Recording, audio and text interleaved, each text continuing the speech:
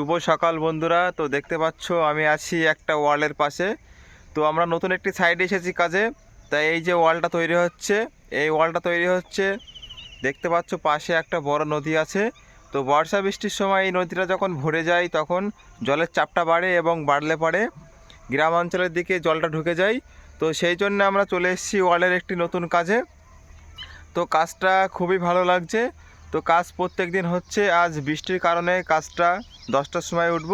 তো দেখতে পাচ্ছ মাটিটা নরম আছে, কাদা কাদা ভাব। তো আমাদের এখানে বৃষ্টি হচ্ছে, ব্যাঙ্গালোরে আছি আমরা। তো সত্যি জায়গাটা খুব অসাধারণ, পাশে একটি নদী আছে এবং দেখার মতো জায়গা। এবং আমার পেছনে আছে পাহাড়, আছে বড় বড় পাহাড়। তো তোমরা দেখতে পাবা। তো অনেকটা দূরে পাহাড় আছে এবং যে নদীটা আছে সব সময় স্রোত যায় এবং এখানে মাছ টাছ দেখা যায়। এখানে আমরা মাছ টাছ ধরি। তো জায়গাটা অসাধারণ, এখানে আবহাওয়াটা খুব ভালো। তো বিকালের দিকে বেশ মেঘলা মেঘলা হয়, ঠান্ডা ঠান্ডা আবহাওয়া পাওয়া যায় এবং কাজটা করেও আমরা শান্তি পাই। এখানে টানা রোদ হলে কি হবে, তবু এখানে ঠান্ডা ঠান্ডা ভাব আছে, ওয়েদারটা এখানে খুব ভালো।